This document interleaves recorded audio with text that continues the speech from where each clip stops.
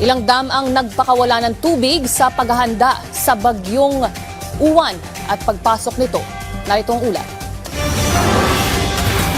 Nagsimula ng magpalabas ng tubig ang Magat Dam sa Isabela Province simula Huwebes bilang paghahanda sa mabigat na pag-ulan sa mga susunod na araw dala ng bagyong Uwan. Ayon sa Flood Forecasting Division ng Pag-asa, naglalabas na ito ng 658.54 cubic meters per second mula sa 2-meter opening ng isang gate.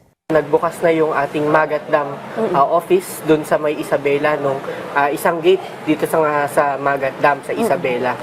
So binabalaan po natin mga bayan sa Isabela na posible pong maapektuhan. So isa-isahin po natin. Yes. So Ramon, San Mateo, Aurora, Cabatuan, Luna, Reyna Mercedes, Burgos, Nagilian, Gamu, saka yung bayan ng Alfonso Lista sa Ifugao. So mula pa lang po kahapon nagre-release na sila ng tubig. Magbubukas na rin ng gate ang Angat Dam sa Bulacan na dumadaloy mula sa mga waterways ng Bulacan tungo ng Manila Bay. Nag-advise na po ang Angat Dam office dito sa Bulacan na magpapakawala din sila ng tubig.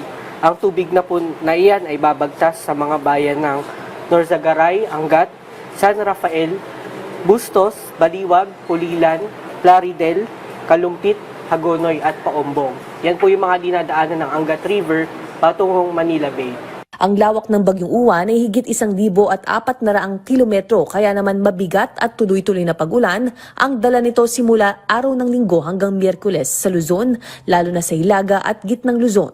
Posible na ring magbukas ang ilang pang mga dam sa Luzon sa mga susunod na araw para maiwasan ang pag-apaw ng tubig sa mga watercourses mula sa mga dam. Kasama sa may posibilidad na magpalabas ng tubig ay ang Ambuklao at Binga Dam sa Benguet, San Roque Dam sa Pangasinan at ang Pantabangan Dam ng Nueva Ecija. Ice Martinez para sa Pambansang TV sa Bagong Pilipinas.